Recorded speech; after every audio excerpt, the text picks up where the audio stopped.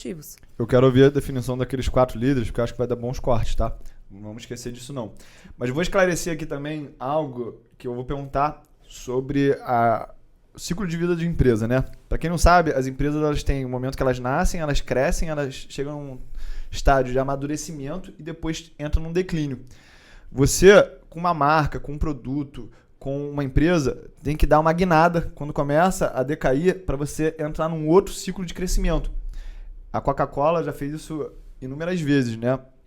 Só que quando a gente tem uma empresa pequena, e governança, eu vou explicar o que é governança. Governança é como você encaixa os interesses de todos os stakeholders da empresa, sejam funcionários, governo, cliente, próprio dono, próprio quem trabalha. E nas empresas que a gente estuda na faculdade de administração, para as pessoas aqui que falam que faculdade de administração não serve para nada, lá a gente está estudando empresa que está na bolsa. Ou seja, a governança funciona, tem um conselho de administração que trata dos quesitos estratégicos. Essa estratégia é passada para a diretoria executiva que vai executar essa estratégia. É por isso que é importante que esses grupos eles sejam diferentes. Mas no pequeno negócio que está iniciando, o dono ele tem que usar o chapéu de estrategista, executor, líder, pós-venda, venda, são muito... Financeiro, RH. Como que esse líder ele vai enxergar o momento que ele está e qual que é o chapéu que ele tem que vestir naquele momento daquela decisão ou daquele estresse? Esse é o maior desafio na minha visão. A pessoa tem que acumular funções, né? No começo e no pequeno negócio, pequeno e médio, ele tem que acumular funções. Eu acho que o principal passo, né, a solução para isso é ele ter uma agenda muito bem organizada. Ter a disciplina e entender qual chapéu ele tem que usar em cada momento. Entender onde a empresa está precisando da atuação dele naquele momento. Você conhece a teoria de Pareto? 80-20? Eu vou falar que não para tu me explicar, porque isso aqui é um problema também que você aí do outro lado tem que resolver. Às vezes a pessoa fala, eu sei, mas será que o que eu sei é igual ao que ela acha? Então, dá a oportunidade de pessoas falarem aquilo que você já sabe para tu aprender de novo. Verdade. Ensina aí. 80-20, né? Pareto foi um estudioso que entendeu, ele estudou eventos naturais, a natureza, e ele entendeu que existia uma similaridade, uma relação entre efeito e resultado, né? Causa e resultado. E ele descobriu que, na grande maioria dos casos, 80% dos resultados eram provenientes de 20% de ações. Então, isso é refletido em muitas áreas, né? E dentro das empresas, isso acontece também muito. Um vendedor, se você parar para analisar o faturamento, né, e a cartela de vendas desse vendedor, 80% do faturamento dele vai vir de 20% dos clientes que ele atende. Então, o maior direcionador deste momento, onde eu tenho que fazer muitas coisas, né? Eu estou no começo da minha empresa. E eu tenho que fazer muita coisa. Eu tenho que ser todas essas funções que você falou. Eu preciso entender quais são os 20% que eu vou fazer que vão gerar 80% do meu resultado. Eu vou ter que escolher. Uma das mentalidades, né, que eu ajudo os meus alunos a virarem a chave eu tenho que dar conta de tudo. Eu tenho que dar conta de tudo. Eu tenho que fazer isso, tenho que fazer aquilo, tenho que fazer aquilo. Ninguém dá conta de tudo. E não é isso que é fundamental para o seu resultado. A gente tem que aprender a olhar o que é estrategicamente importante pro momento. Eu tenho que dar conta do que é estrategicamente importante pro momento. Então, última semana do mês, muito provavelmente, se você ainda não bateu a sua meta, o seu objetivo financeiro, você vai ter que direcionar funções de RH, funções talvez de liderança até, de organização interna, para você ir atrás de venda. Vai ter que bater meta e acabou. Já na primeira semana do mês, você pode, então, de repente, se dedicar a ser mais o papel de líder. Vamos envolver essa equipe, vamos ouvir como que eles estão, vamos traçar um plano de ação aí em conjunto para atingir o resultado que a gente O líder é decidiu. descobrir o 80-20 de cada um dos colaboradores, né? Perfeito, porque eu também. tenho muito mais defeito do que qualidade, mas as minhas qualidades eu investi tanto nelas que elas meio que me ajudaram com meus problemas. Perfeito. Para quem aqui está no mercado financeiro, essa situação acontece da mesma maneira. Vou falar aqui numa linguagem estatística, ela está falando de uma curva assimétrica. Para quem já leu o livro Antifrágil, 80-20 é ser antifrágil. É de você entender que o teu resultado ele vai ser muito maior em uma pequena parcela de ocasiões. E quando a gente investe por longo prazo, a gente vai... 20 ações que a gente comprar, a gente vai ganhar dinheiro de verdade com mais 5. Mais 10 vão empatar, outras 5 vão perder dinheiro. E se você não aprende a olhar o todo, você sempre vai focar na parte negativa. Porque esse também é um viés natural da nossa mente. A gente fica procurando coisas que fogem do padrão, porque era isso que matava a gente quando a gente vivia na selva. Então a gente evoluiu muito rápido e a gente não conseguiu adaptar o nosso cérebro para entender que é focando nos cavalos vencedores que a gente vai ganhar essa corrida. Fala um pouquinho mais sobre aqueles outros perfis de liderança, que eu fiquei muito curioso com aquilo. São comportamentos, esses 4 perfis, por que eu criei? São comportamentos que eles são muito instintivos, porque eles vêm muito da nossa biologia de procurar a nossa sobrevivência, de procurar a nossa segurança. Líder-herói. Líder-herói é aquele que resolve todos os problemas da empresa. Ele tá lá, ele tá caçando o problema para resolver. Tudo que a equipe traz para ele assume para ele e ele sai resolvendo. Qual que é o problema de ser um líder-herói? O líder-herói, ele gera uma equipe dependente dele. Porque qualquer problema, então, que esse grupo tenha, precisamos levar para o nosso salvador, porque ele vai resolver pra gente. E com isso, ele acaba interrompendo o processo de aprendizado e de desenvolvimento dessa equipe. E aí, depois, ele acaba se sobrecarregando. Porque ele não treina uma equipe de solucionadores de problemas. Ele só treina as pessoas para trazerem problemas para que ele, então, resolva. Então, uma das primeiras viradas que eu dou para esse tipo de líder é assim: vamos começar a devolver problemas para a equipe resolver? Problemas que você sabe que a equipe sabe resolver, deixa eles resolverem. Encoraja que eles vão lá buscar alguma solução. Vem te fazer alguma pergunta, ao invés de você dar a resposta imediatamente, o que você acha? Como você acha que a gente deveria resolver essa situação? Porque muitas vezes a equipe chega no líder para perguntar algo só para confirmar. Mas no fundo eles já sabem, porque eles já fizeram aquilo várias vezes, né? A nossa natureza tem um instinto de buscar minimizar riscos o tempo todo. Então, se eu tiver alguém para dividir um risco, dividir uma decisão, eu vou fazer. É muito natural isso. Então, o líder ele precisa começar a soltar a mão dessa equipe um pouco mais, mostrando para essa equipe que eles são capazes de resolver problema. Às vezes, a equipe nem sabe que eles são capazes de resolver problema, porque o tempo todo quem resolve é o líder. E tá tudo bem. Tem uma coisa que eu sempre falo, se hoje o seu relacionamento com a sua equipe tá funcionando, tá trazendo os resultados que você quer, não mexe, segue. A gente não precisa traçar aí um único perfil de liderança que seja o certo, o correto. Tem a personalidade da pessoa, tem o momento de vida, tem as pessoas com quem ela está se relacionando, né? Então eu tenho que buscar nesse líder que comportamentos estão produtivos para o desenvolvimento da equipe e atingimento de resultados e que comportamentos não estão funcionando. Então, se eu hoje sou o líder e eu fico incomodado que a equipe me pergunta tudo que acontece eles vêm me perguntar, a cada segundo eles me interrompem no que eu tô fazendo para trazer alguma pergunta, a mesma pergunta 1000 vezes, olha para você e perceba, será que você tá dando para essa equipe o espaço para que eles resolvam os próprios problemas? Ou será que pelo fato de você sempre dar todas as respostas prontas, você está mantendo eles justamente presos aí, nesse jogo, nessa dinâmica, ação e reação? Esse é o primeiro passo. Líder mimado. Líder mimado é aquele... é aquele que acha que as coisas só tão boas quando feitas do jeito dele. Ele vai organizar qualquer projeto, ele vai organizar um evento que seja na empresa, ele direciona tudo. Aí, às vezes, a equipe organizou uma mesa de café, ele vai lá e ele faz assim, ó. Isso gera na equipe o quê? Insatisfação, a sensação de que nada nunca tá bom. Às vezes o líder mimado, ele faz interferências e correções da equipe em cima de algo que não necessariamente é fundamental para o objetivo. Então, assim, tá bom, ele foi lá e ele viu uma mesa organizada, uma mesa de um café, alguma coisa assim, ele viu uma mesa organizada. Ou pode ser uma planilha. Ele tá gastando energia com 20/80. Exatamente. Ele mudou a cafeteira de lugar. Ele corrigiu a coluna da planilha, a cor que estava no fundo da célula. O quanto isso é importante realmente para o resultado final que você está buscando. Só que, se ele corrige, se ele entra, se o tempo inteiro ele mostra para a equipe que não tá bom, essa equipe fica com a sensação de que nada nunca tá bom. Nada nunca que eles façam vai agradar esse líder. E o problema disso é que aí a gente está gerando uma inversão de foco na equipe. A equipe fica o tempo inteiro focada em agradar o líder. E era o cliente. Esquece o cliente. No centro da roda de valor aqui, você tem que botar o teu cliente, tá? Eu falo isso porque aqui no digital, as pessoas têm medo de fazer promessas agressivas. E eu faço promessas agressivas porque isso está alinhado com a minha personalidade. E se eu fico com medo de fazer uma promessa agressiva do hater, eu tô me botando no centro da roda de valor. E isso é difícil para algumas pessoas entenderem a profundidade disso que eu tô falando.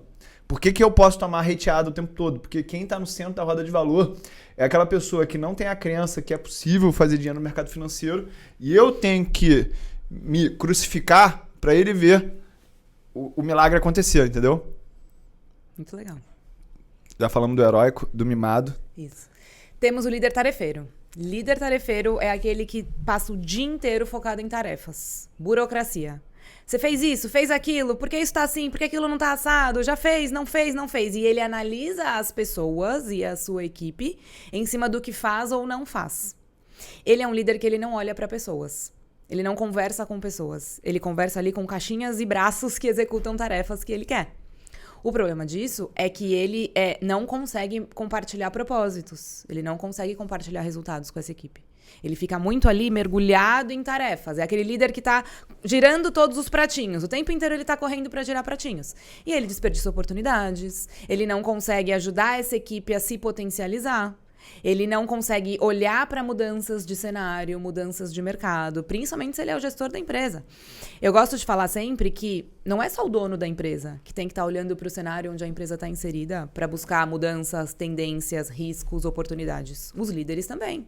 Quanto mais, inclusive, se o líder não é dono da empresa, quanto mais ele trouxer para os donos da empresa essa visão de fora, mais ele vai ser valorizado ali dentro. Todo mundo quer, né, ao seu lado, alguém que enxergue o crescimento ou riscos para a empresa junto com você. Então, o problema desse líder é esse. Ele cria ali uma equipe de robôs. E uma equipe que está orientada o tempo todo só para a burocracia. Tem que ter burocracia, tá? A equipe está ali para cumprir funções. Tem funções que são repetitivas, tem funções que são somente execução e acabou, sim. Só que não é só isso. Eu preciso entregar para essa equipe algum outro propósito. Algo por trás para que justamente eles consigam ter um olhar mais cuidadoso com o cliente, para que eles consigam ter ideias inovadoras para a gente agradar mais esse cliente. Então, esse é o problema do líder tarefeiro. E o quarto líder é? Temos o líder mãe de Ná. Previsões? É o líder adivinho. Ele acha que ele sabe tudo. Tudo, tudo. Então, a equipe não está entregando o resultado que ele espera? Porque eles não estão nem aí, né? Lógico, eu não tô lá. Quando eu não tô lá, imagino que eles não ficam fazendo. Até parece que eles não estão ligando. Até parece que eles estão fazendo o que eu peço. Até parece que isso, até parece que aquilo. Então, ele fica tomando conclusões precipitadas em cima da sua visão de mundo. E ele fica exigindo e cobrando dessa equipe um resultado que ele espera que aconteça. Mas ele não para ouvir essa equipe. Escuta, tá difícil para você fazer alguma coisa? Por que você não tá conseguindo fazer isso? Vamos buscar soluções? Qual que tá sendo sua dificuldade? Qual que tá sendo seu problema? Parar de adivinhar e perguntar mais. Deixa eu fazer uma provocação agora. Do jeito que você está falando, parece que tudo é responsabilidade do líder. E aí a gente está no conceito de autorresponsabilidade. Mas alguém aí em casa deve estar pensando assim, se o mundo fosse que nem ela tá falando, que nem a dona Camila tá falando, Pablo Marçal, o Wendel, o Paulo Vieira não estaria vendendo tanto curso de conexão com identidade, as pessoas saírem da procrastinação, as pessoas tomarem um jeito na vida. Então, se esses caras estão vendendo e ajudando muitas pessoas a saírem dessa estagnação, quer dizer que eu tenho que chegar com um pouco e a equipe tem que chegar com outro pouco. Sim. Como é que a gente, dentro da nossa cabeça, sendo líder, sabe aonde que está a delimitação da responsabilidade de cada um e o que é tarefa de cada um? Eu preciso fazer isso de acordo com os cargos, né? Dentro de uma empresa, cada cargo tem aí uma lista de tarefas e nível de autoridade e nível de autonomia. Mas isso não é burocracia que a gente quer evitar? Não, aí acho que a gente está falando de burocracias diferentes. Eu ter esse documento é uma burocracia. Isso precisa ser feito. Isso é um acordo. Porque tem gente que usa isso aí para falar, isso aqui tá fora da minha atribuição, eu não vou fazer. Isso. E aí aquela cultura de dono que vende-se em outros lugares, Sim. Ela, dentro da minha visão rasa, Sim. ela conflita. Ela conflita mesmo ou não? É legal, é uma boa discussão essa, porque é complexo. Eu tenho que ter o documento. Cada cargo tem uma lista de responsabilidades, tem uma meta que precisa ser entregue, um resultado que precisa ser entregue, nível de autonomia e autoridade. Isso precisa ter. Isso faz parte de um contrato de trabalho. Você não fecha um contrato com ninguém sem ter ali muito claras as cláusulas. Qualquer contrato, compra de apartamento, compra de imóvel, carro, né? Apartamento, imóvel, compra de carro, qualquer coisa. Vou fazer uma viagem. Você tem ali um contrato. Então, entre empresa e funcionário, é preciso ter claro o contrato também. Eu vou te pagar tanto e o que eu espero de você em retorno é isso. Ok. Pelas leis trabalhistas e por esse acordo aqui, talvez tenham funções que você está pedindo dessa equipe que não está ali na lista e ela não vai te entregar. Cabe ao líder mostrar para essa pessoa que, se ela quiser contribuir com o crescimento da empresa um pouquinho além do que está ali, ela vai ter em retorno uma relação mais forte, uma relação mais próspera para o futuro. E se o funcionário se ele se recusar a fazer isso, não faz parte das minhas funções, infelizmente não é nada que o gestor possa fazer. Mas isso é uma manipulação emocional, de certa forma? Não, você acha? Vamos ver até onde você faz por mim. Vamos até onde você vai por mim. Não, depende da forma como você vai abordar. Aí passa a primeira crise, Depende da forma. Então, vamos lá. Eu acho que depende da forma como você vai abordar. Segundo, será que na crise você cortaria alguém que saiu das suas próprias obrigações para te ajudar? Ou você cortaria primeiro quem tá apegado ali, eu vou até aqui só. Eu vou te falar de casamento, né? Essa discussão parece de casamento. Eu acho que eu tô fazendo mais do que eu deveria e a outra pessoa tá achando que você tá fazendo menos do que você deveria. Sempre Ou seja, existe um ruído e uma distorção nessa avaliação. Sim. Que aí entra a história de ter metas claras e objetivos. Deixa eu fazer uma pergunta aqui que é até inspirada num caso do Master Business. Para quem não conhece aqui, eu tenho um programa para empresários que querem investir melhor e otimizarem as empresas para um outro patamar, que era um rapaz que ele estava numa empresa já trabalhando há 13 anos e o dono da empresa, que era o líder, entrou em depressão porque sofreu uma perda na família. E aí ele teve que assumir esse papel de liderança por uma questão de sobrevivência, porque ele entendeu que se ele não assumisse aquela liderança, a empresa ia acabar e ele ia ficar sem emprego. Ou seja, ele teve uma atitude ali de pegar o problema e falar assim, se não estão resolvendo, eu vou resolver. Como é que eu estimulo isso dentro das empresas? Para que eu não precise ser líder o tempo todo, eu possa tirar umas férias, me dedicar para outros negócios, que esse é o meu grande objetivo, né? Sistematizar negócios e partir para a próxima. Sim. Eu acho que aí parte do que a gente falou lá atrás, de um pouquinho de energia feminina. Eu preciso compartilhar propósitos. Se eu fico falando só sobre dinheiro, se é uma troca toda só comercial, business, você faz, eu pago, você não faz, eu não pago, acabou. Quando a empresa começa a falir, a pessoa pula fora. Porque se aqui eu não tenho esse dinheiro, eu vou para outro lugar onde eu consigo esse dinheiro. Se aqui eu tô vendo que essa empresa tá começando a correr o risco de falir, eu vou buscar alguma outra que tenha mais estabilidade. Eu vou pensar só em mim. Para eu não ter isso, né? Ou seja, para eu ter pessoas que vão remar junto comigo, eu preciso compartilhar um propósito por trás disso. E aí eu preciso conhecer essas pessoas. Quais as buscas dessas pessoas? Qual o momento de vida delas? O que elas querem? Elas querem crescer mais? Elas querem assumir mais responsabilidade? Quando eu vou atrás de mais ganho, eu preciso assumir mais responsabilidade. Eu preciso assumir mais risco. Então, eu preciso entender se dentro da minha empresa, e eu tenho que saber que eu tô falando de vidas. São vidas ali convivendo, né? Uma empresa, ela é uma junção de capítulos de vida. Da empresa, dos donos, dos funcionários. Como é que a gente converge aí tudo isso para que todo mundo tenha deste capítulo de vida aqui que estamos compartilhando, para que todo mundo tenha os ganhos que está buscando disso? Esse é um dos grandes desafios. E aí você tem propósitos alinhados, você tem objetivos, é o porquê das coisas, né? Por que aquilo ali, por que o negócio existe, por que cada função tem a sua função, por que a gente está aqui todos os dias para resolver o que na vida do cliente.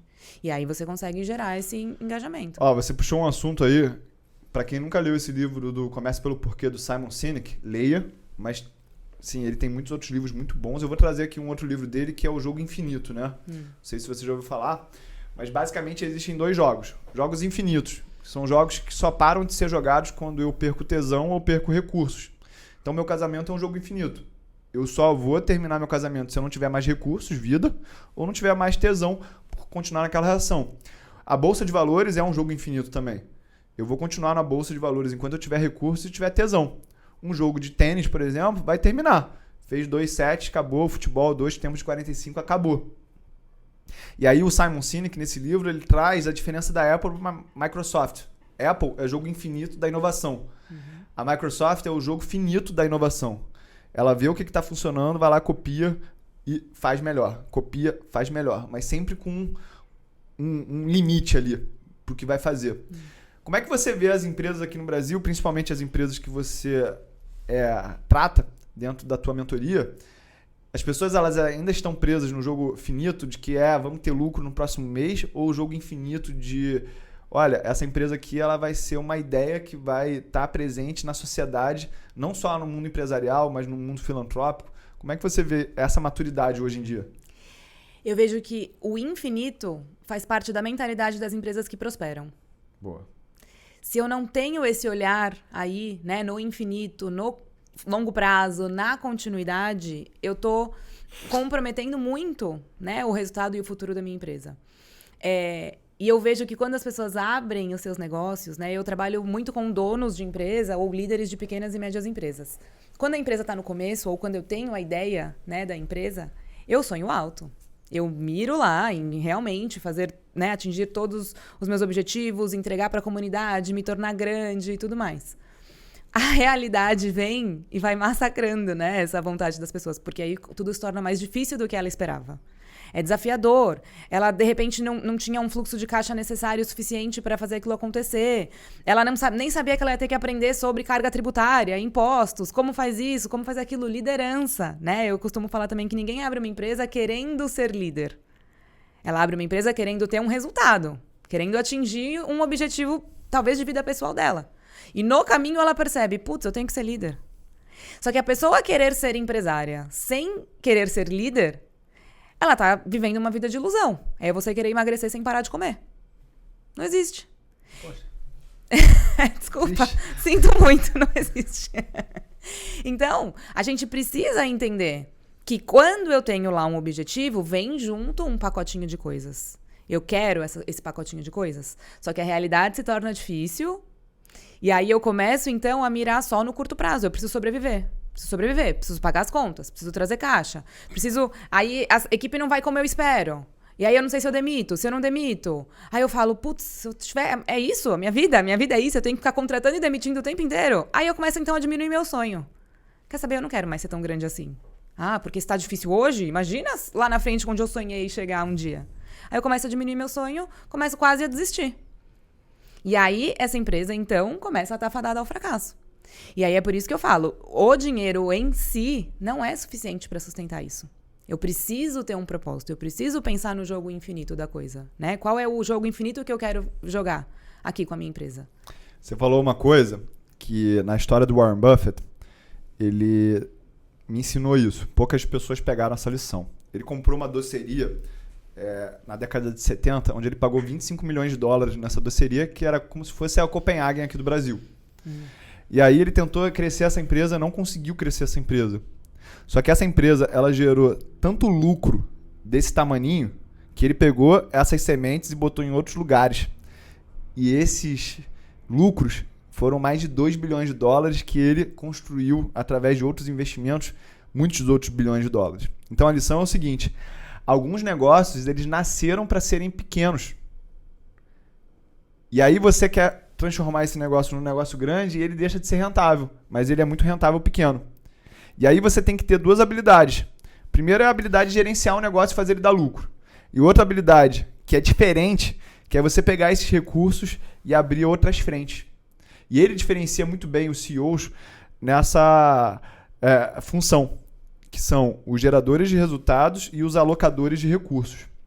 Então, às vezes, você está com um negócio bom, só que você está querendo viver num patamar de vida que esse negócio não permite. E meu pai sempre falou isso. Não é culpa do teu negócio se você acha que é rico. O teu negócio está dando dinheiro, só que você quer levar ele para um patamar que ele não funciona mais. E aí eu vou trazer um outro conceito, que é o que o empresário rico e do rico empresário. Na tua experiência, você vê mais pessoas querendo ser empresário rico ou rico empresário? Você entendeu a diferença dos dois? Entendi, mas me explica também. O rico empresário é aquele cara que tem dinheiro e ele quer botar o dinheiro para trabalhar num negócio porque ele quer escalar, quer ter uma rentabilidade superior. O empresário rico é aquele cara que todo o dinheiro dele tá na empresa, no negócio, e se aquilo não der certo, a vida dele não deu certo. Esse cara aqui não tem muito apego aos negócios, porque ele tá pelo econômico, e esse aqui tem muito apego.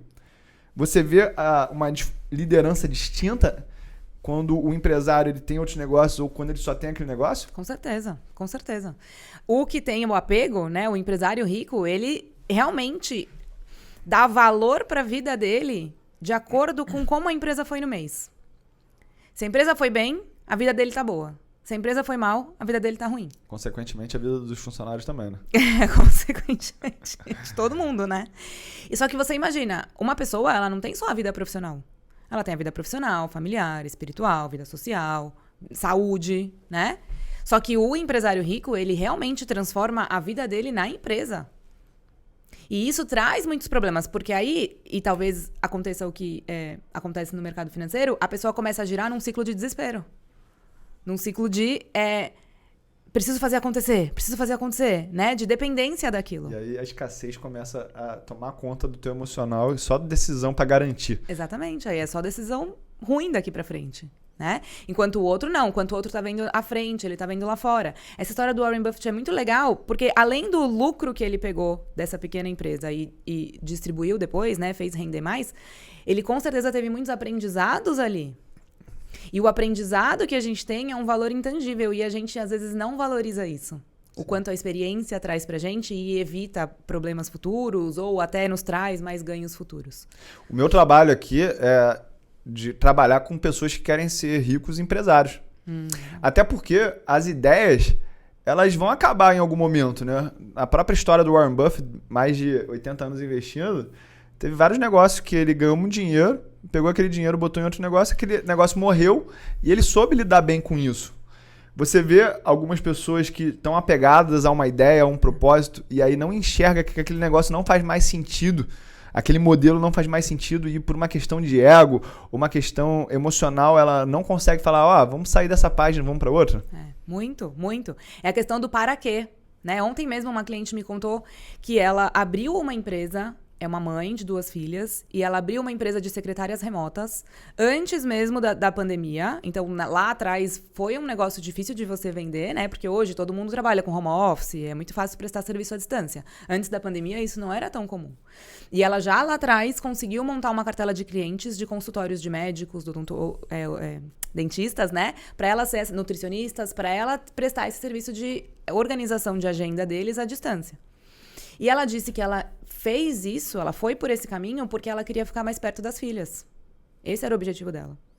Hoje, a empresa dela cresceu, com a pandemia cresceu mais ainda, e ela tá remando para conseguir entregar.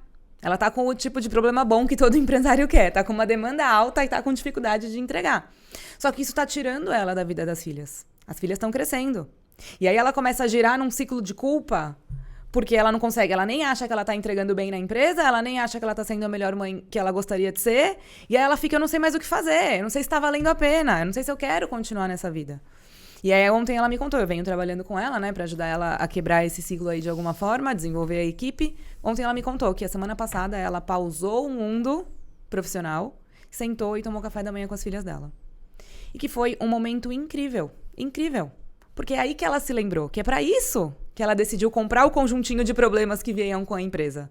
Não é por dinheiro. Não é porque eu quero, então, transformar o mundo num lugar melhor. Não é por isso. Só por isso. Mas é porque eu quero ter mais tempo com as minhas filhas. Eu quero ter qualidade de vida com as minhas filhas. Só que a gente, muitas vezes, acaba esquecendo desses porquês por trás e fica focado na meta. A empresa precisa crescer, a empresa precisa fazer acontecer. Tá vindo cliente, eu não vou negar, eu preciso atender. Nananana. Só que a vida vai passando. E a gente fica focado em lá na frente eu vou ser feliz. Quando tal coisa acontecer, eu vou curtir. Quando tal coisa acontecer, eu vou curtir. A vida tá passando. Então, eu sou muito a favor também de você construir aí um caminho pra você que seja sustentável. Como você cria uma rotina pra você que não seja exaustiva a ponto de te tirar de toda a vida que você tem fora da empresa. A empresa, o dono da empresa, né? Ele deve olhar para essa empresa como algo que traga suporte para sua vida. Eu gostei muito do que você falou do seu pai e eu concordo com isso. Quando nós somos empresários, é difícil a gente separar, né, vida profissional e pessoal. Nós temos uma vida. O tempo inteiro a gente tá ou trabalhando ou passeando, então é difícil a gente não bate crachá, não bate ponto, né? Não tem horário, então é difícil separar. Nós temos uma vida e nessa vida nós temos empresas, famílias, amigos, né? São momentos. E eu preciso tomar muito cuidado quando eu sou empresário para eu não achar que a empresa é a vida e que a vida então tem que se adequar à empresa. É só uma empresa. Se essa não der certo, eu vou para outro. Eu conserto. Né? E como que essa empresa aqui está me dando a vida que eu quero? E aí a gente cai muito também no tudo ou nada, né? Nós também somos muito biologicamente programados para isso, para ir para o tudo ou nada. Então, tem outros clientes meus que eles vieram aí numa crescente boa com a empresa deles e chegaram no momento onde eles conseguem viajar. Treinaram uma boa equipe, né? Tem pessoas ali que conseguem ficar cuidando do negócio e conseguem, então, aproveitar. Então, eles estão nesse momento. Que bom, chegamos na fase de poder aproveitar os lucros, né, da nossa empresa, vamos melhorar a nossa casa e tal. E aí, o principal vendedor deles pediu demissão. Cai todos os planos, volta eles para cuidar da empresa. E aí eles perceberam que eles achavam que eles tinham criado um negócio, então, que estava já sustentável, mas não estava tão sustentável assim, porque então se o principal vendedor saiu, um negócio que está em risco, não está mais tão sustentável assim. Começaram, então, a revisar a vida deles. Aí o que eles já fizeram? Cancela todos esses planos aqui. Ninguém viaja mais, por 10 anos a gente não vai mais trocar de apartamento, por isso, por aquilo outro. Aí eu falei para eles, calma. Por que precisa ser tudo ou nada? Vocês estavam indo num caminho de vamos viajar, vamos curtir, chegamos, atingimos. Agora não, cancela isso, vamos investir na empresa, vamos contratar mais pessoas, vamos treinar, vamos isso, vamos aquilo. A gente está falando do momento de vida de vocês. Não dá para mesclar? A empresa não vai falir porque o principal vendedor saiu. Tudo bem, pode ter um bom impacto financeiro, né? Precisa que vocês assumam. Mas calma, tá tudo bem ainda. Vamos buscar caminhos alternativos. Ao invés de vocês iam fazer 3 viagens no ano, vamos fazer uma. Tem a filha deles, eles têm uma filha de 17 anos. É o momento de viajar com a filha, olha que bacana. Vocês vão então ficar perdendo essas oportunidades, sendo que daria para você só esticar um pouquinho mais o seu prazo de atingimento dessa meta? Porque eles tinham lá um valor que eles queriam acumular, tal, para que eles conseguissem chegar, né, nesse momento. E eu vejo que as pessoas acabam esquecendo muito disso. Eu vou até contar uma história bíblica que o pastor falou na semana passada sobre isso, né? Às vezes as pessoas se acostumaram tanto a viver no deserto que quando elas chegam na Terra Prometida, elas não conseguem pegar a promessa delas. Muito legal. Exatamente. Por quê? Porque a identidade dela ficou de gente que mora no deserto. Exatamente. E aí ele falava, né? Não foi o Moisés que abriu o mar. Foi quando ele entrou no mar que o mar se abriu. Então, às vezes, a gente fica esperando que as coisas aconteçam para que a gente entre no mar. Mas, na verdade, é a gente que tem que entrar no mar pro mar abrir.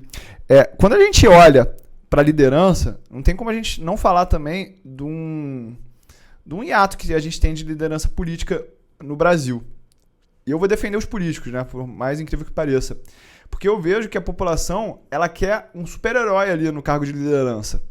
Então, não consegue entender que as pessoas são falhas. São pecadores, né? Como é que a gente, como líder, deve comunicar as nossas vulnerabilidades? Porque se você tem um sequestro de amígdala e tu dá um piti e tal, você tem que voltar para a equipe como se nada tivesse acontecido, pedir desculpa, eu sou doente mental mesmo, tô me tratando. Como é que é? Como é que você faz isso? Muito, muito boa pergunta. Eu acho muito legal isso. Eu acho muito importante o líder se mostrar vulnerável. Quanto mais eu me apresento como uma pessoa que erra, uma pessoa que assume falhas, uma pessoa que não é o sabe-tudo, que não tem todas as respostas, mais eu conquisto a admiração dessa equipe. Porque mais eu gero essa proximidade. O líder, ele não tá lá num patamar inatingível, que a gente nunca vai conseguir atingir, ser e fazer. Eu gero essa proximidade e eu gero um ambiente onde nós conseguimos ter aí maior fluxo de informações. Onde está tudo bem, está tudo legal. Eu acho que é muito importante. Você usar a sua vulnerabilidade a seu favor é muito importante. De repetir, volta para a equipe e fala, pessoal, desculpa, eu me exaltei. Eu tô passando uma semana difícil. Mas a culpa é de vocês. Não, aí... Eu tô passando uma semana difícil, acabei exagerando na entonação. Mas o problema é sério. Vamos sentar e vamos conversar pra gente resolver esse problema? Talvez eu exagerei na forma, mas o conteúdo da minha mensagem é importante. Então vamos sentar e vamos resolver. Esse erro acontece sempre, esse problema tá grave, a gente não tá conseguindo reverter. Porque realmente é o papel do líder fazer isso. O PT não, né? O sequestro emocional da amígdala não. Mas o problema precisa ser conversado, precisa ser falado. Então eu acho fundamental que a vulnerabilidade do líder seja exposta e seja usada como uma aproximação dessa equipe. Tem uma frase que eu falo sempre no meu curso de comunicação que é quase como se fosse mágica, né? Qual que é o nome do curso? Fale bem, engaje mais. É um curso voltado para líderes que querem aprender a se comunicar de forma mais eficaz com a equipe. Então, eu criei lá roteirinhos, que eu chamo de técnicas de comunicação, para o líder seguir na hora de delegar alguma coisa e despertar mais responsabilidade na equipe, na hora de fazer uma cobrança, sem desmotivar e gerando um aprendizado, né? Usando os problemas do dia a dia da empresa para que essa equipe aprenda e se desenvolva. Dar feedbacks, né? Sentar para dar um feedback estruturado, para estimular a evolução e o desenvolvimento da equipe. Conduzir reuniões produtivas. Reconhecer bons comportamentos. Uma coisa que os líderes acabam pecando muito no dia a dia é dar os méritos pelas ações.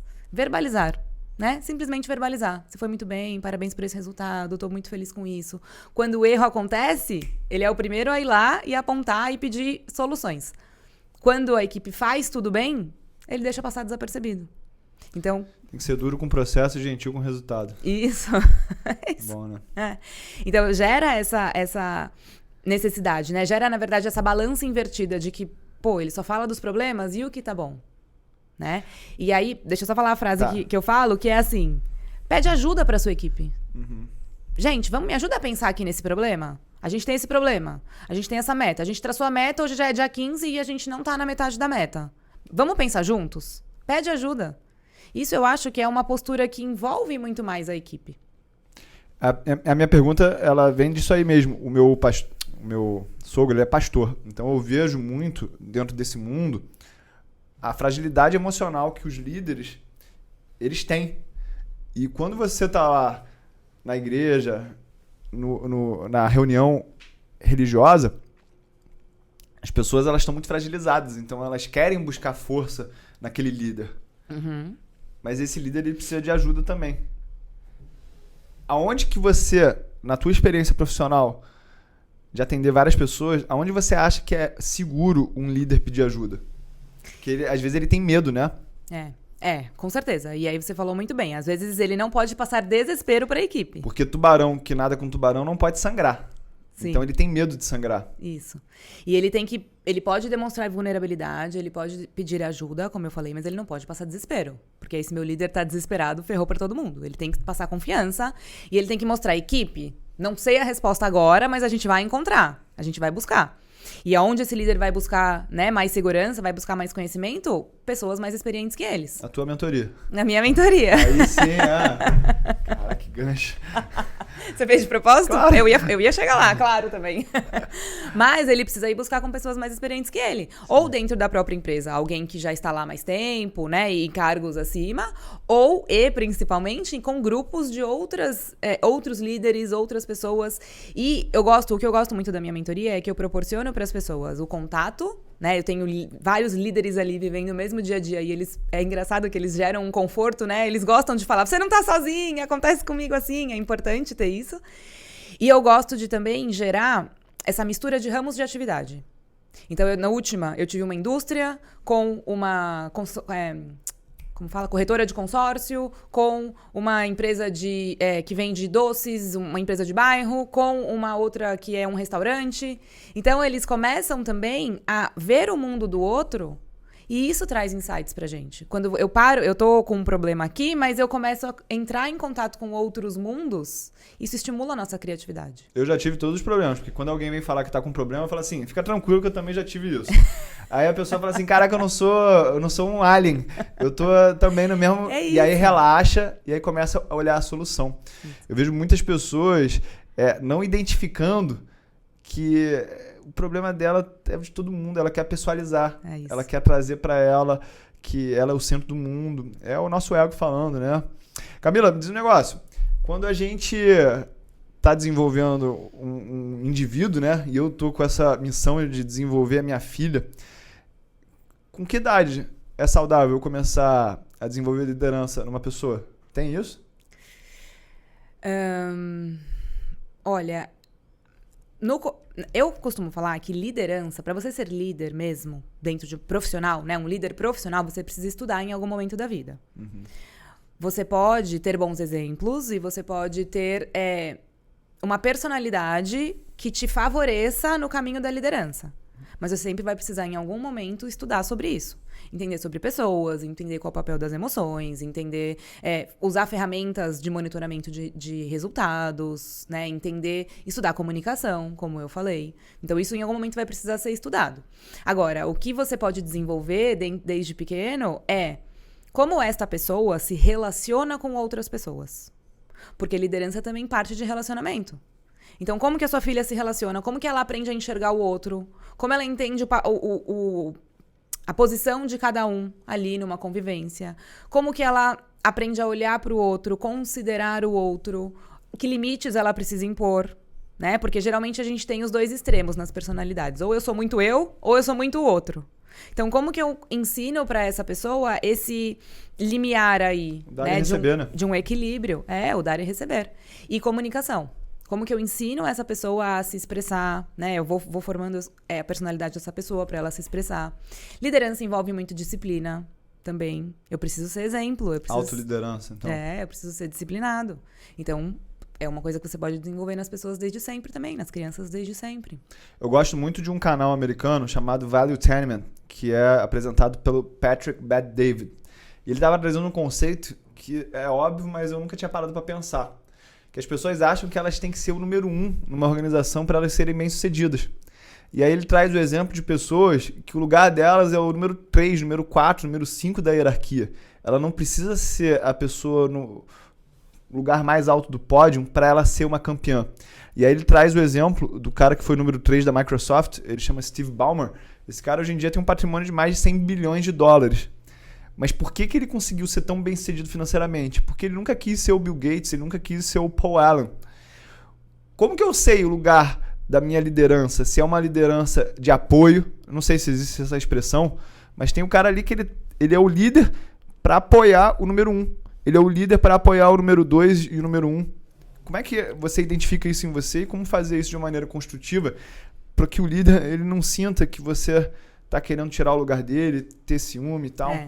Nossa, isso acontece muito, muito. Infelizmente, existem muitos líderes, porque liderança, na verdade, ela não é um cargo. Liderança é um estado de ação. Eu sou líder a partir do que eu faço, a partir da forma como eu direciono a minha equipe. Eu posso ser líder ou eu posso ser chefe. Um cargo de liderança não necessariamente me torna um líder. Eu posso estar ali e eu posso estar executando a chefia.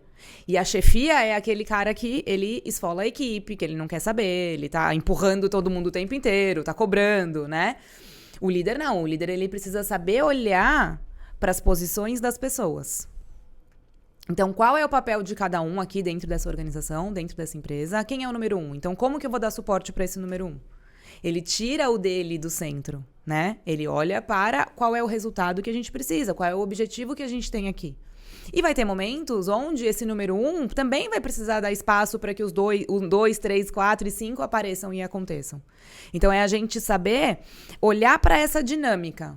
Quais os momentos, quais as pessoas, quais os resultados. Um time de futebol. Ele não vive só de atacantes. Pô, tu me deu uma ideia de um bom nome de curso para tímido. Não apareça e aconteça. Que legal! Porque essa liderança que não é protagonista, Isso. Às vezes ela tá muito presente nas organizações. Tu terminou o que tu ia falar? Sim. Deixa eu te fazer uma pergunta aqui. Eu vou até olhar essa frase, porque essa frase é muito poderosa. Então eu não quero perder ela no contexto, que é o seguinte: a autoestima é a porta de entrada da prosperidade. Como é que o líder ele continua um líder de alta performance quando a autoestima dele não tá a 100%, né? Às vezes você tá acima do peso, às vezes aconteceu alguma coisa que você tá para baixo, mas na hora de você trabalhar, você tem que puxar esse recurso lá para cima. Acontece muito isso, líderes com baixa autoestima. O que é o reflexo disso? Acontece, né? Um ser humano, ele tem oscilações, né, ao longo da vida. Às vezes tem dias que a gente tá melhor, tem dias que a gente tá pior. E um líder, se ele fica muito tempo com baixa autoestima, ele começa a gerar uma inversão de prioridade no seu dia.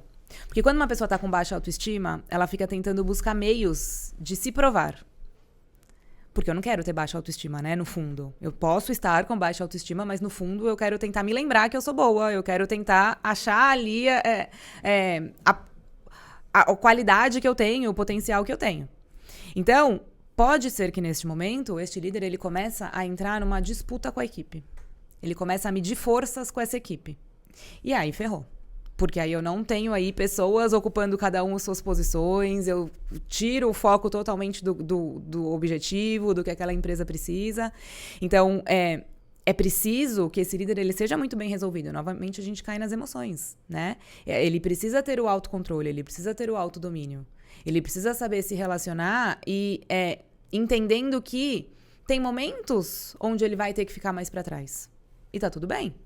E ele precisa buscar, né, ter uma rede de apoio. A gente sempre tem que ter uma rede de apoio. Ninguém vai sozinho longe, né? Ninguém longe vai sozinho. Então, eu preciso ter pessoas do meu convívio que me ajudem a lembrar quem eu sou, quais meus resultados até aqui. Eu sempre falo para as pessoas contarem a própria história, contarem para si a própria história. Nossa história é cheia de superações, né, e vitórias e tudo mais. Então, conforme eu vou fazendo isso, né, eu vou tendo aí esses meus arquivos, né, de situações que me lembram quem eu sou, a gente vai resolvendo, a gente vai convivendo e melhorando aí nosso humor. Como eu acabo tratando muitas pessoas que estão em estados que eu chamo de hipnóticos, que é aquela pessoa que ela tá no problema, mas ela tá aqui. Aí tu precisa dar acorda aí, para ela sair daquele transe e pegar um outro caminho. Qual que é a hora que o líder ele tem que contratar uma consultoria, por exemplo, como a tua, porque ele entendeu que ele não está conseguindo mais resolver o problema sozinho. Porque isso aí, ele pode confundir com ele não tá dando conta do recado, dele tá se mostrando insuficiente. Mas quando você aprende a pedir ajuda, é um sinal de grandeza, né? Eu tava falando nessa thread, que é essa nova rede social, que essa é a diferença entre o profissional experiente e o juvenil. Ele sabe muito rápido o que ele pode ajudar e o que ele não pode ajudar. E ele não tem vergonha de pedir ajuda para um outro profissional, né? Então eu sei que agora, quando eu tiver problema de liderança, eu vou te ligar para ajudar as pessoas. Quando que é essa hora dele entender, cara, eu não consigo sozinho, eu preciso da ajuda de alguém e contratar uma consultoria?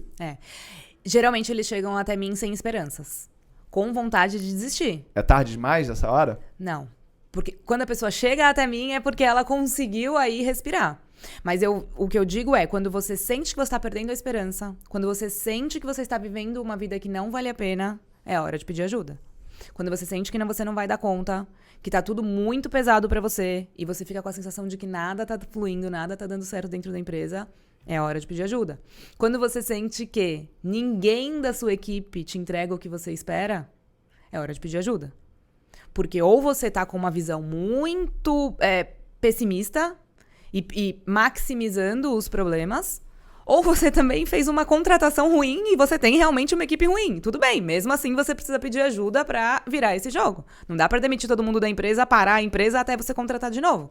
Então você precisa pedir ajuda. Tem uma frase que fala assim: você não resolve os problemas que você tem com a mesma cabeça que os criou. Então, quando você percebe que você tá girando sempre nos mesmos ciclos de problemas, né? Que a mesma coisa acontece sempre. Você já tentou isso, já tentou aquilo outro, e os problemas voltam, é hora de pedir ajuda. Todos nós temos pontos cegos no nosso comportamento. Que sempre com alguém de fora, a gente vai conseguir visualizar isso melhor. A gente consegue aprender com os erros dos outros. Para que a gente, inclusive, acelere os nossos ganhos e acelere os nossos resultados. Com certeza. E eu acredito que a gente sabe as soluções, só que a nossa mente está tão anuviada com o estresse do dia a dia, com as explosões que estão acontecendo nos processos, que você acaba não tendo essa clareza. Eu acabei de voltar de um grupo de mastermind, onde exatamente eu vi que aquilo que eu ensino para as pessoas em finanças é exatamente o que eu não estou fazendo numa outra área da minha vida. Então as soluções, elas são meio que padrões, mas a gente não consegue enxergar isso e trazer uma visão de fora de alguém que a gente confia é algo que eu acho que te compra muito tempo nessa jornada, né? Exatamente. Camila, muito bom conversar contigo aqui. Tem alguma coisa que tu queira falar ainda? Não, acho que não. Não, eu tenho uma coisa para falar para vocês aí. Gente, empreender é uma situação que ela pode resolver muito uma vida financeira complicada, mas você tem que ter claro qual que é o valor que você vai trazer para as pessoas.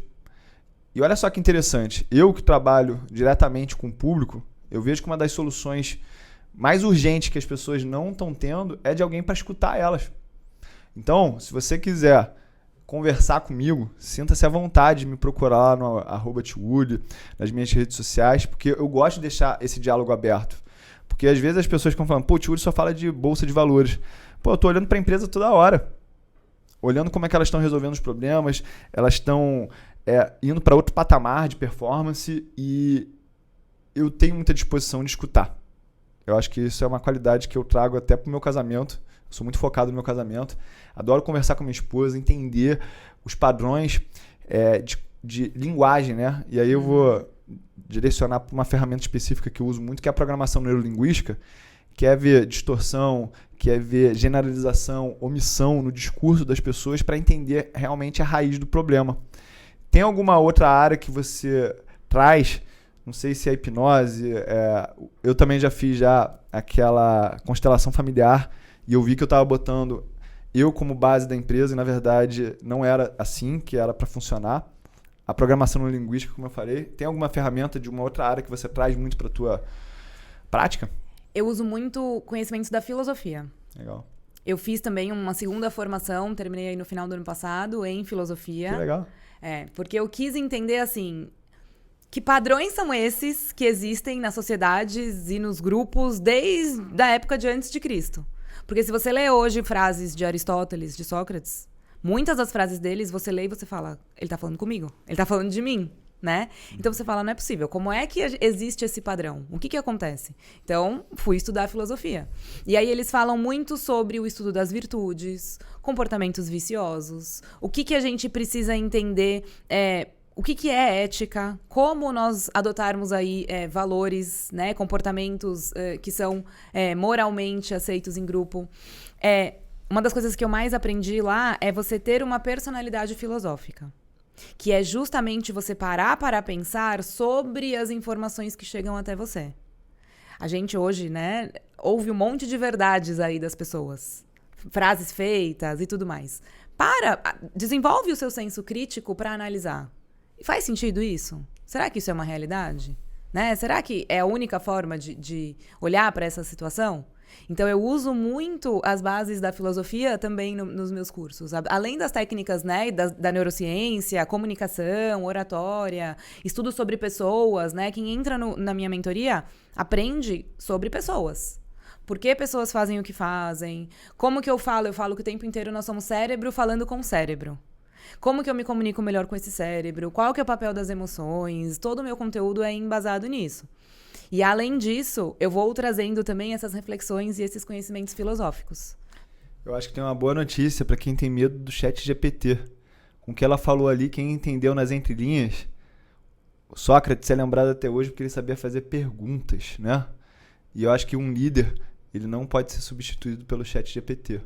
Então, se você quer realmente prosperar nesse mundo moderno da inteligência artificial, você tem que aprender a ser líder para que você não seja substituído por um ChatGPT em qualquer função que você esteja, né? Perfeito.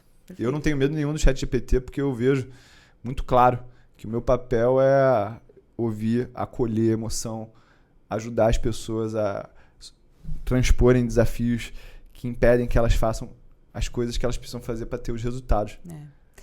E isso de ouvir é uma habilidade fundamental para o líder.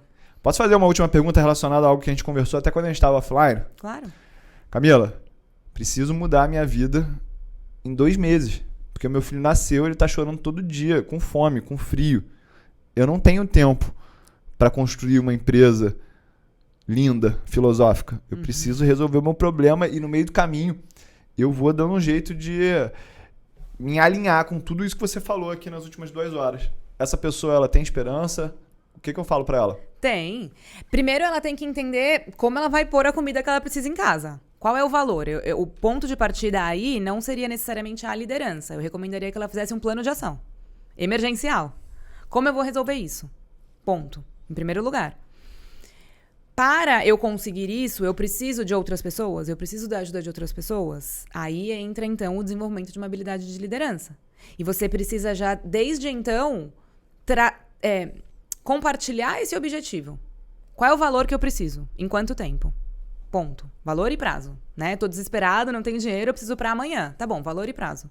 Qual é o plano? Que habilidades eu tenho? O que vai me trazer dinheiro de curto prazo?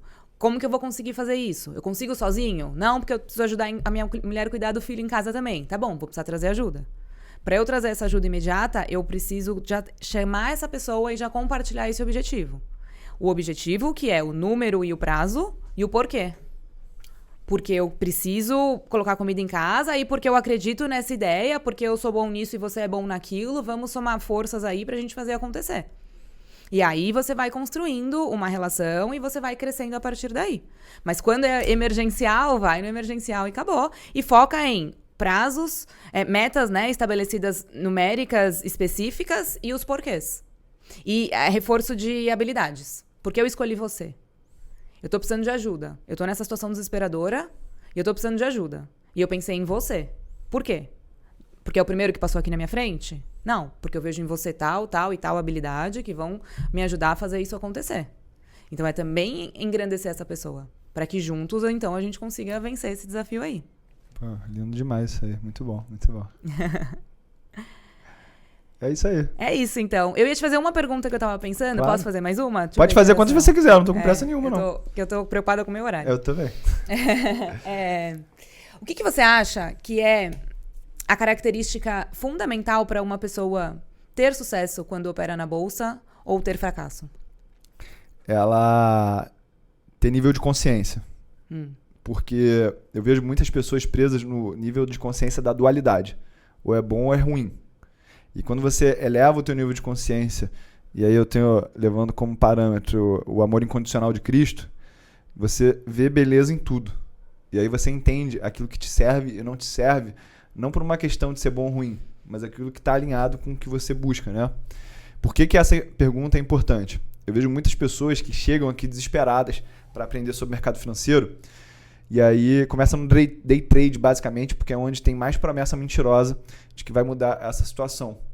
E aí a pessoa vê que ela não tem os recursos e não está alinhado com a personalidade dela. Então, se eu quiser, eu pego e faço dinheiro no day trade. Mas eu estou nesse negócio há mais de 23 anos. Eu tenho uma habilidade que ela foi construída e aperfeiçoada ao longo do tempo para eu poder fazer isso. Então, a pessoa ela não se conhece, não conhece as suas habilidades e quer fazer algo que não está alinhado. E aí, essa pessoa, às vezes, não tem tempo e quer fazer day trade, não vai funcionar. Porque ela não tem consciência do que ela está fazendo e do que ela precisa fazer. Outras pessoas, elas vão ter que investir por longo prazo. E eu defendo aqui muito no meu canal que você não pode ter o mercado financeiro como única fonte de renda. Eu acredito que as pessoas que realmente são ricas, e isso pode ser usado para as empresas também, se você tem apenas um produto que você vende, está atendendo somente uma dor, você tem que trazer outras fontes de renda, você tem que atacar outras dores, você tem que abrir linhas de produtos diferentes para ter diversificação nas suas receitas. E no mercado financeiro acontece a mesma coisa. Se você começa a investir por longo prazo e isso não está alinhado com a tua necessidade, com o teu nível de consciência hoje, aquilo vai dar errado também, porque você não vai aguentar ver a bolsa caindo 10% e esperar ela subir. Porque dentro do mercado financeiro existem perdas temporárias e perdas definitivas. Por exemplo, quem comprou lá a ação da loja americana e viu a fraude que aconteceu, teve uma perda definitiva. Mas se você, por exemplo, está tratando num longo prazo o que aconteceu com a Petrobras durante o governo da Dilma, dentro de um horizonte de 30 anos, aquilo não foi nada. Então você tem que ter essa consciência do ritmo de jogo que você quer jogar, de como que isso está alinhado com a tua vida, porque eu acredito muito que sucesso é viver no teu ritmo. Quando você tem alguém te apressando, aquilo te incomoda. Quando você tem alguém segurando o teu ritmo, também te incomoda. E saber o teu ritmo de vida e alinhar isso com o ritmo que você vai operar no mercado financeiro é um grande segredo que eu não vejo ninguém falando. Provavelmente você nunca ouviu ninguém falar isso que eu falei. Mas é exatamente isso que é o segredo. Eu acho que isso também dá para ser levado para o mundo empresarial. Tem gente que quer empreender 6 horas por dia. E dá para ser bem sucedido nisso. Tem gente que tem que empreender 12 horas por dia durante uma fase. E vai ser bem sucedido. Tem vezes que não vai precisar disso tudo. Então, entender esse ritmo com a tua vida, eu acho que é importantíssimo para você ser feliz de uma visão sistêmica. A gente, coincidentemente, se encontrou na academia antes de estar aqui hoje. Pô, me amarrei nisso. Porque você tá na academia no horário que eu vou, que é 11 horas da manhã, significa que você é dona do teu tempo. E, pô, ser dono do tempo hoje em dia, nesse mundo corrido, é sucesso, né? Sim, sim. Entendeu? Muito legal. É isso. Eu vejo que é muito isso também. E um grande fator de sucesso ou prejuízo para os líderes, eu acho que está muito atrelado aí também. É o tudo ou nada. Ou tá tudo bom, ou tá nada bom. Ou a equipe é muito boa, ou a equipe não é boa. É a gente aprender a lidar com essas inconstâncias. E isso é muito difícil, porque é muito contrário à nossa natureza, né? A nossa natureza busca segurança, busca firmeza, busca estabilidade, né? Então, eu preciso entender que a equipe é um ser vivo. E que eles vão oscilar. Eu vou precisar aprender a lidar com isso. Eu preciso despertar nessas pessoas o melhor potencial deles. Mas eu não posso também crucificá-los caso eles falhem, caso eles errem. Acontece. Faz parte de um todo, né? Olhar para o longo prazo. Como eu me comunico muito para essa pessoa que quer ser rica e empresária, eu gosto muito de trazer aquela frase que nenhum CNPJ vale um infarto. Isso, perfeito. É aí que é o nível de consciência para o empresário, né? Nenhum CNPJ vale você perder a infância do teu filho.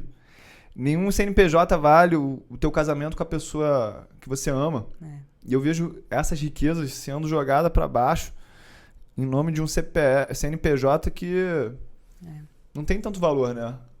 Perfeito, perfeito. E às vezes a gente precisa tomar cuidado pra gente não ficar na fase do é só agora. É só por esse momento. É porque nessa fase eu preciso. É porque nessa fase a empresa depende de mim. Se eu não tô lá, a empresa não vai.